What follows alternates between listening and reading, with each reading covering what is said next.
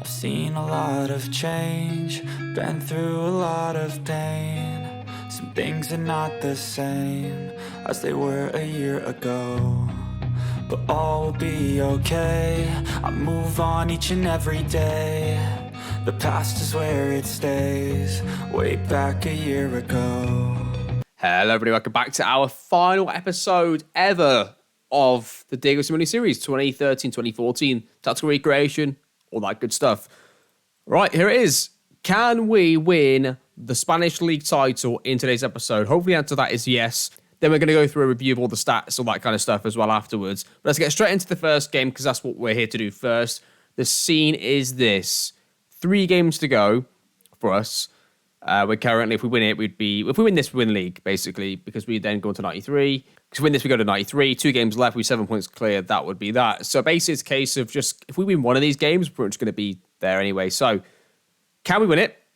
Can we concede less than 26? Can we concede 26 or less? 26 is the amount of goals they conceded in that season with Diego Simeone and his brilliant Atletico Madrid team. So, can we also make sure that we concede 26 or less is our secondary target, I suppose, as it were. Today's team is going to be Oblak in goal with, let's look at the screen here, Lodi, Gomez, Lacroix, sitting across the back with Andreas, Barella, Bellingham, Musiala in the middle with Sadiq and Abraham up front. Looking forward to this. I can't wait for us to finally get this league title and stick it to Real Madrid and to Barcelona. Let's get into it. Assistant manager says, let's keep going on a good run. Okay, cheers, Gabby, for that, mate. They're going to be playing a 4-3-1. Oh, game's over. We're going to win this easy.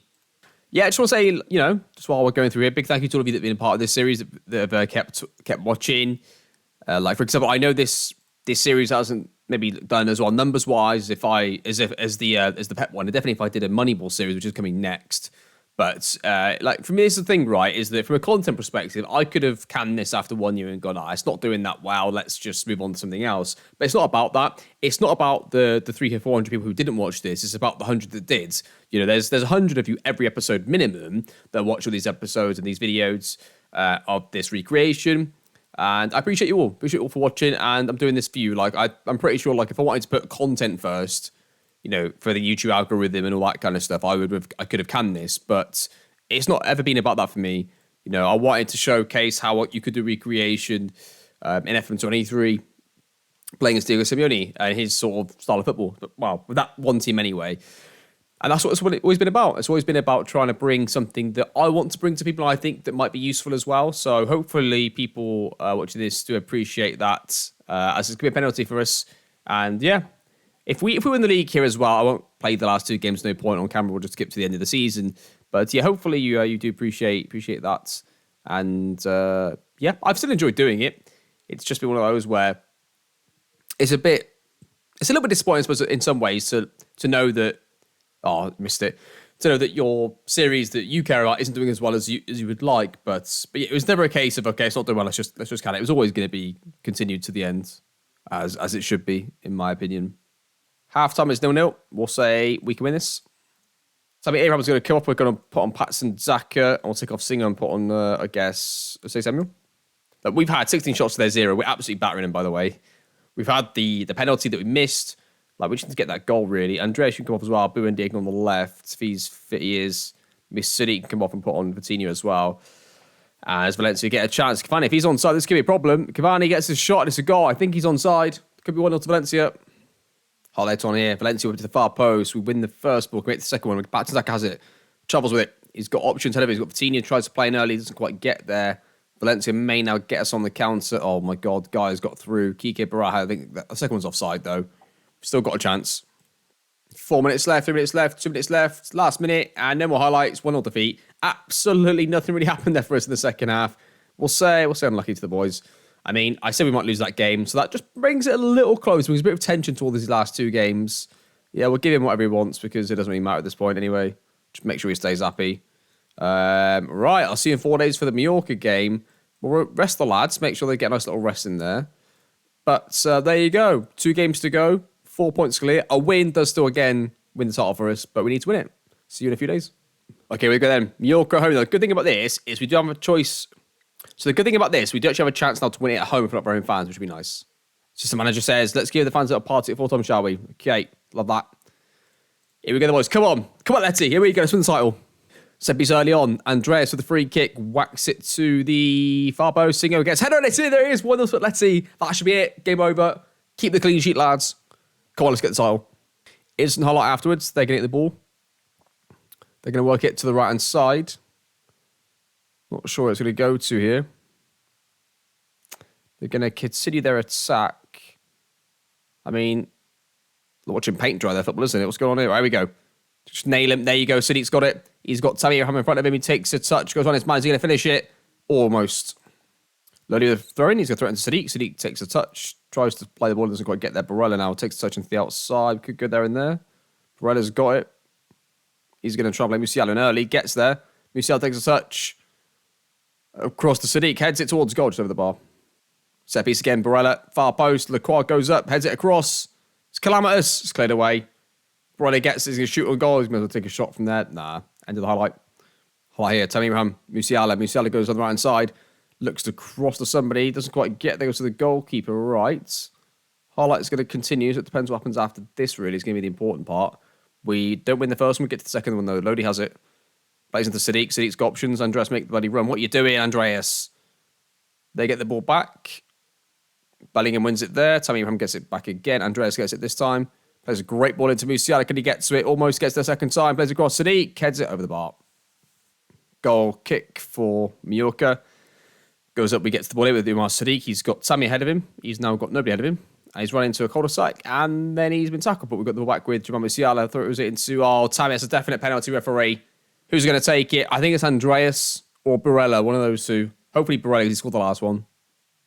He deserves it, really. Tammy deserves to get... This should be really the winner if he scores it. Does. 2-0. That's it. Atletico Madrid are going to win the Spanish League title. We're going to do it. We're going to win La Liga. Love it. Yeah, the only thing really now for us is, can we keep the clean sheet?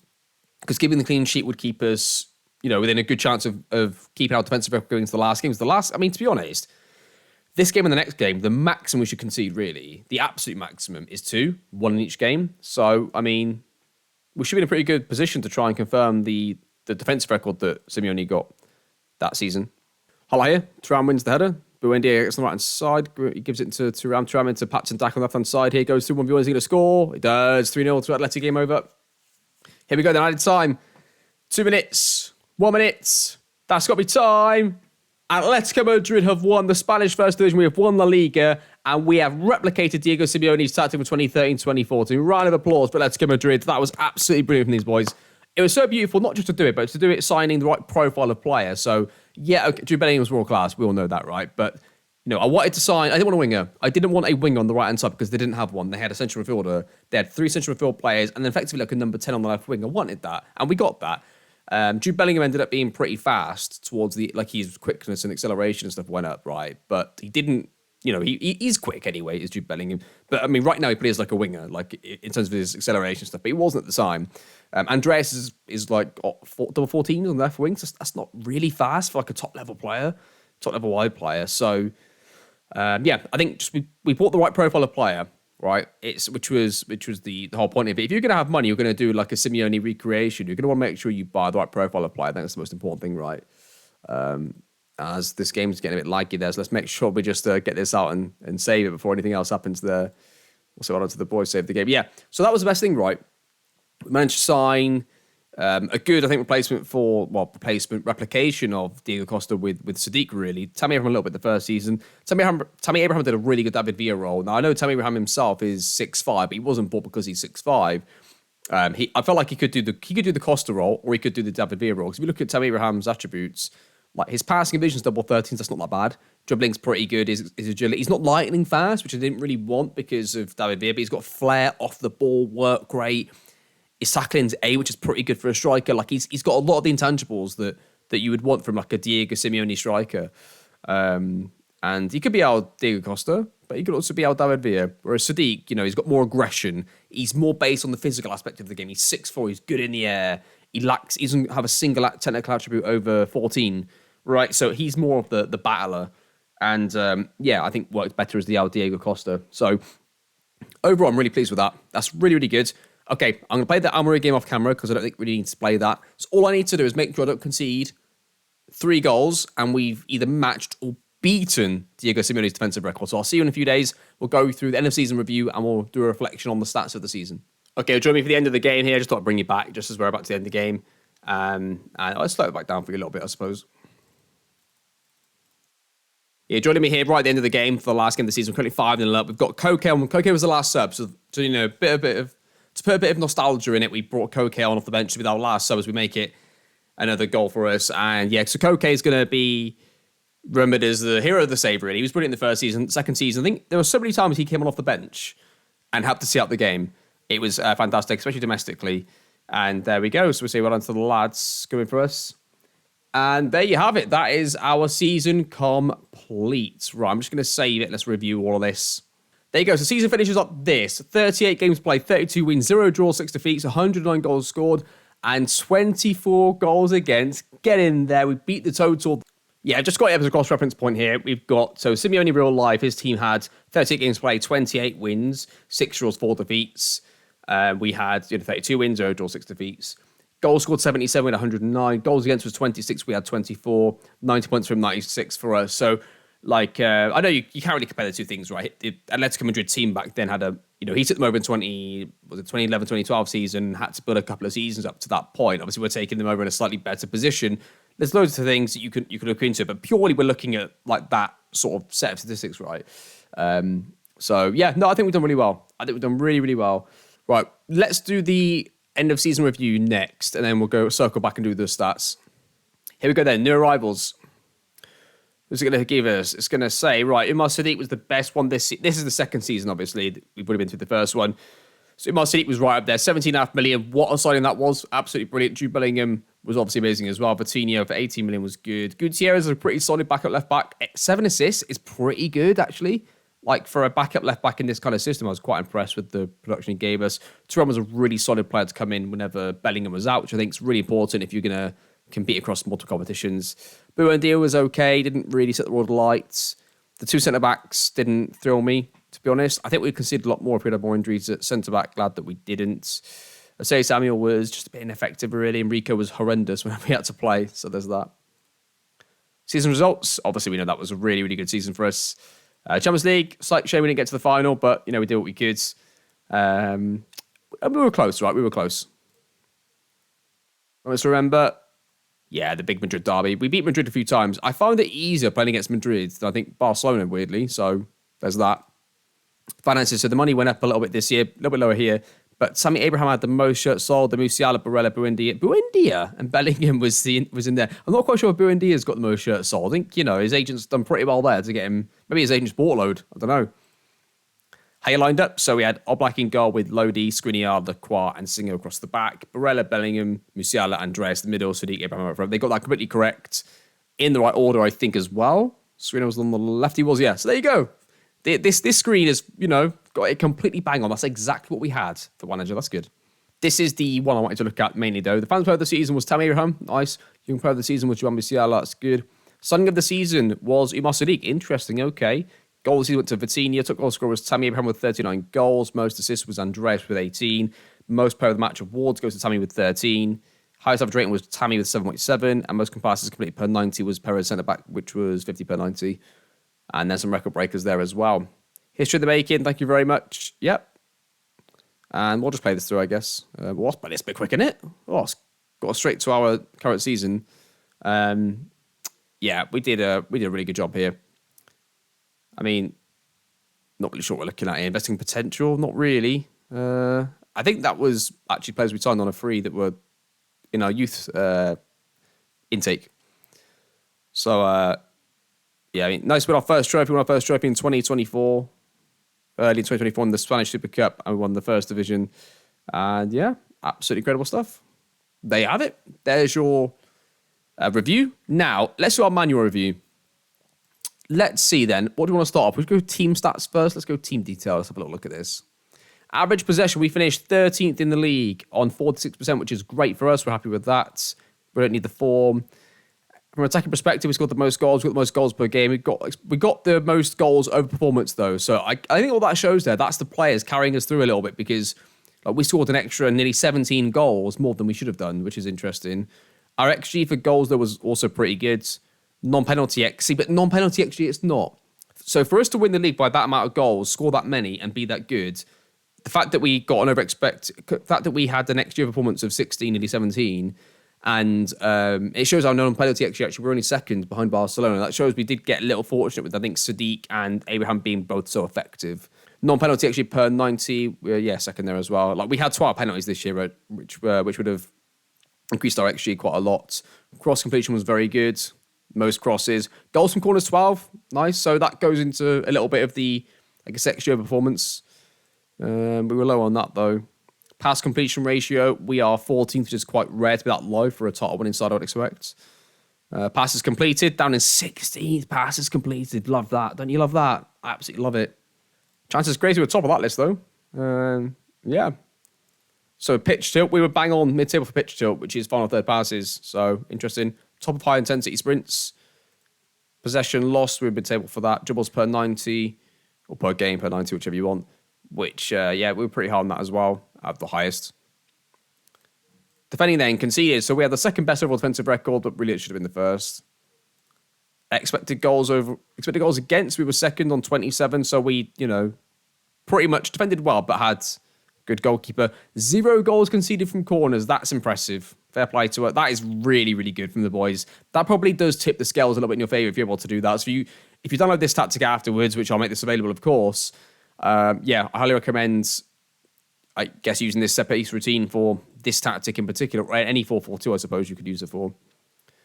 Clean sheets were second on. Fouls made, yep, we're second on that list, love that. Tackles 1. We're bottom of the list for tackles 1. What the because we just foul people, you see, that's what it is. So yeah, we put in a tackle, we don't win the tackle, we just bring him down anyway, get the foul. Tackle 1 ratio, we are rock bottom of that, so a lot of defending in around our box, fouling players, and then heading the ball away. So a lot of that. Blocks are 18th. Possessions 1, we are 6th. Clearances, we are 18th. Interceptions, we are 8th. Shots against, we were 3rd, so that's pretty good. Considering you're a low block team, if you're playing a low block and you have the 3rd best record for shots against, so the 3rd least amount, that's pretty good recipe for success. That means you're, I don't know what's really happening there. I guess they're having lots of the ball around your box and you're winning it off them before they can even shoot, and you're countering them on the regular basis. It's quite a unique tactic, this, I think, because to sit in front of your own box that long, but to not really suffer any shots, you're not conceding from set pieces, that should give you a really good base, like, going forwards. I don't know. Give it a try. Let me know. Opposition passes per defensive action, we're only 3rd on that. Again, that's pretty good. That's pretty good considering how much we sat back and let them have the ball. And yep, there you have it. That's a little stat. That's a little team stats done. Let's look at some player stats now. Okay, so got the list here. Got all the defensive stats, the main ones anyway, for all of our players in the squad, apart from the goalkeepers, of course, and the central field that we never used it as a backup. So let's have a look at this then. Let's have a look at the squad and see how we did. Let's look at first. Let's have a look at centre backs. So we've got our centre backs all there in a line. That's up the list there. So, header-on ratio, the best went to Lacroix with 87%. So he beat Skriniar, which is quite impressive. I don't know why Koenig is highlighted there. That's interesting. Tackle completion ratio, Perez had a 57% tackle-in ratio. Now, that isn't great when you're defending in front of your own goal for large periods. So, Gomez had quite a high one, but he did play fullback as well for a little bit. Tackles per 90, Joe Gomez had the most, but again, I think him playing fullback probably did affect those stats a little bit. Interceptions per 90, Joe Gomez has the most out of the other 3. Skriniar has by far the least, but he had the highest tackle-on ratio. That's the way it can sort of balance out, right? If you're going to not have the highest interceptions, then you need to make sure you're winning your tackles and then probably being good in the air as well. Then it balances it out, right? Blocks per 90, they're all pretty close, I suppose. I guess Perez is the lowest on that, but Lacroix and Skriniar's the top one. So Skriniar, you can see he's low on interceptions, but he's high on everything else. And pressures attempted per 90. Again, Gomez is high, I think, because he played fullback, right? It's a shame that you can't really sort that out from it at times. But that's why it's quite important to play players in similar positions if you're going to do a stats-based approach to a game. And again, just looking at distance covered per 90, there's a reason why Gomez has got a slightly higher one than the other 3, right? It's quite a big difference between the other 3 centre-backs are almost exactly the same, and then he's a bit higher because of that reason he played fullback. Okay, let's move on to the fullbacks then. So let's highlight them here. Header-on ratio is massively in favour of Singo and Gutierrez, incidentally. So you've got, I suppose you balance it out, right? You've got one good fullback as a starter that's good in the end, Singo, then a weaker one in Lodi. Then in the backup team, it rebalances itself out, but the opposite way around, where then the left back is good and the right back is not. So that's quite interesting. Tackle-1 ratio, they're all slightly similar except for Lodi, who is a little worse, and he didn't play great defensively at times. Like Gutierrez got more assists than him. Gutierrez did play a lot of the weaker teams. But yeah, there you go. Tackles per 90. Now, again, Lodi is the bottom of that. So far, Lodi has been, low. He's the third lowest for headers, and he's low in everything so far. That's not great, is it? Blocks per 90. He is top of that, though, so it gives you something there. And pressures attempted per 90. He is second on that behind his backup. And key tackles per 90. He's joint second with Singo, the starter. And that's interesting. And the distance covered per 90 is pretty similar for those lads as well. So effectively, we had 5 CDMs, and that's all of the lads listed there. So headers 1 per 90. Barella's by far the worst, along with Kone. Well, do you know who's not? Bloody hell, Koke is by far the worst. There's 3 players in there that are terrible defensively in the air, and then Thuram, well, not just defensively. Like, this obviously is both headers, attacking and defensive. But that would worry you, wouldn't it? If you're playing a low block in front of your own goal, every time they're going in the air, they're basically 50-50 going to beat Koke in the air. It's every other ball. And but Thuram, that's impressive stats at 92, and 81's still pretty good as well. Tackle-1 ratio, everybody's quite low, aren't they? Jude Bellingham's by far one of the lowest, which is interesting. Jude Bellingham has 13 tackling, but seemed to not win that many of his tackles. Jude Bellingham and Barella both did do small stints on the wing, and Bellingham more than Barella, so it could have affected it a little bit. Tackles per 90, you can see there that, Koke, by the stats, isn't really been the best player for us, but he hasn't played that much either, of course. And Barella's got the most there, though, right? So he's not good in the air, but he's making the most tackles. Interceptions per 90 goes to Jude Bellingham, and second is Kone.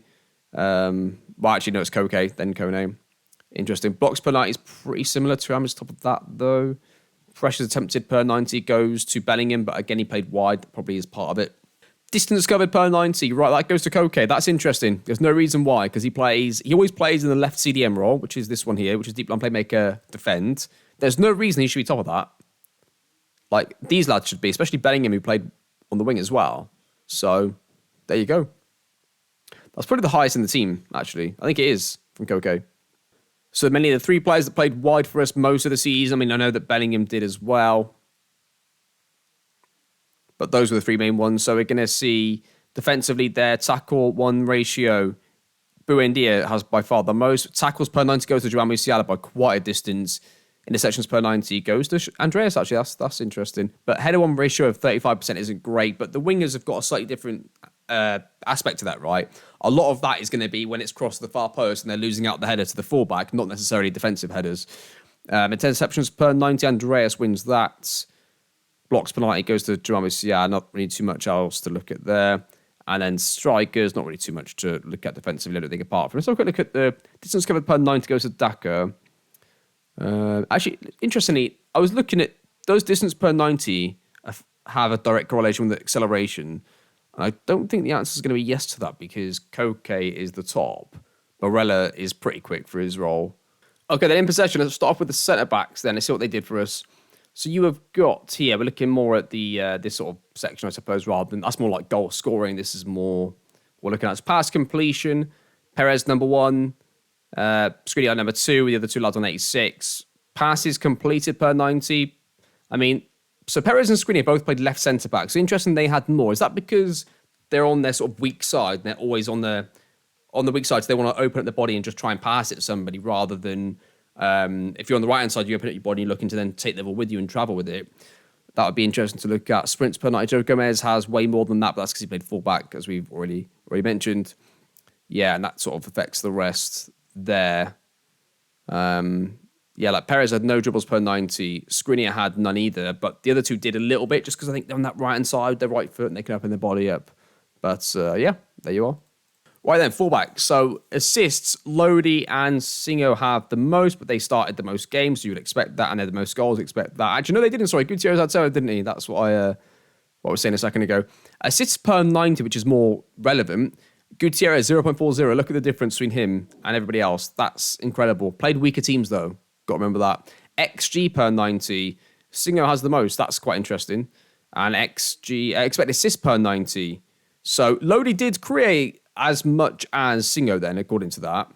But Singo had a bit more fortune with the players finishing his chances off. Pass completion, say Samuel's the lowest, Run Lodi and Singo the highest. Passes completed per 90, most goes to Singo and Gutierrez, the two. And probably looks like that Singo and Gutierrez were the two better options to go for if you looked at purely at stats here. Dribbles per 90, Singo's quite low actually, but the other three are fairly high, especially the two backups as it is. And everything else looks pretty close. The open play key passes per 90 goes to Singo. Interesting.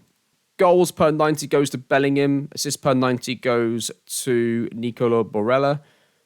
XG per 90 goes to Bellingham. And expected assists per 90 goes to Borrella. Pass completion, 81, 70. So that's pretty close, isn't it? 78 to 81 to scale. That's quite close for all of them.